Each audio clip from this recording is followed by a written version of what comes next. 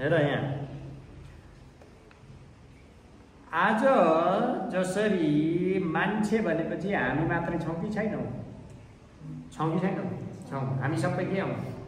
मान्छे हो। अमेरिकामा बस्ने पनि मान्छे हो, अफ्रिकामा बस्ने पनि मान्छे हो, हो किन? चरा एकै थरी चरा त छैन, चरा त धेरै थरी छ। मान्छे चाहिँ किन धेरै थरी नभयो भने त? चरा त कुनै प्यारोट छ, कुनै स्प्यारो छ, कुनै चाहिँ पिकक छ, धेरै थरी छ कि छैन? तर मान्छे एकै थरी मात्रै छन् कि छैनन्? छन्। अब त्यतिखेर मान्छेहरू पनि अलिक धेरै वर्ष पहिलाको कुरा हो है, मान्छे पनि धेरै थरी थिए। मान्छे पनि के थरी थिए? धेरै थरी थिए। मैले अस्ति नै भनिसकेको छु हजुरहरूलाई, कुनै होचा, कुनै अग्ला, हो किन? एउटा चिज चाहिँ धेरै फरक थियो मान्छे बिचमा पनि। मान्छे र जनावर बिचको सबैभन्दा पहिला धेरै कुराहरू फरक मध्ये एउटा सबैभन्दा इम्पोर्टेन्ट कुरा के थियो त भन्दाखेरिमा ब्रेनको साइज, दिमागको साइज। खप्परभित्र दिमाग कहाँ छ? दिमाग कहाँ छ तिम्रो? यहाँ भित्र छ, यहाँ भित्र छ। यो खप्पर बाहिर छ, भित्र के छ? दिमाग छ, ब्रेन भन्छन्। के भन्छन्? Brain is inside. अब ब्रेन इनसाइड छ, हो किन? ब्रेनको साइजमा धेरै ठुलो फरक थियो। छन पनि छ।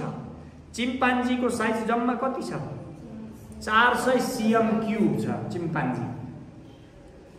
ग्रेट डेन भन्ने अर्को जनावर हो, 64 cm³। अझै सानो छ ल हेर ब्रेनको साइज, हो किन?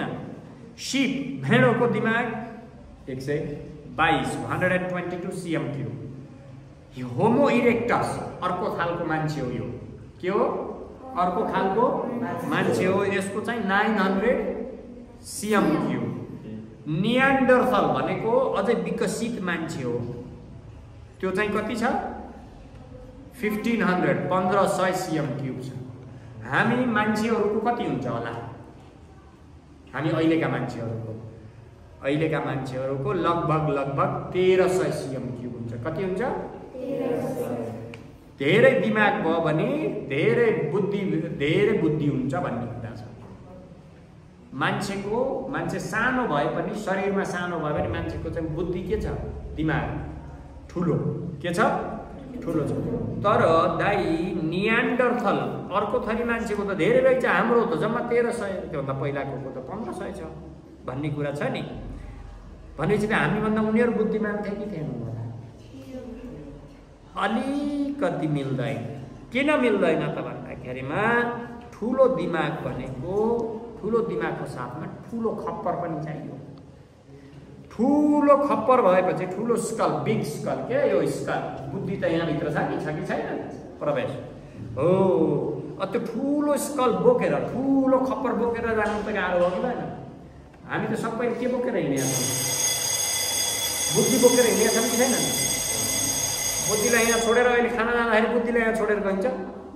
यहाँ बोकेर जानु परेन? बोकेर पहाड चढ्नु पर्यो, जताततै जानु पर्यो।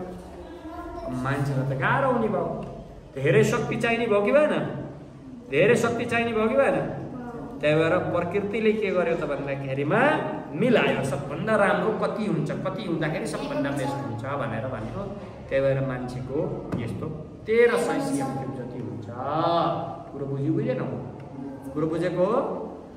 जति ठुलो दिमाग भयो, जति ठुलो ब्रेन भयो, त्यति धेरै के हुँदो रहेछ? बुद्धि हुँदो रहेछ।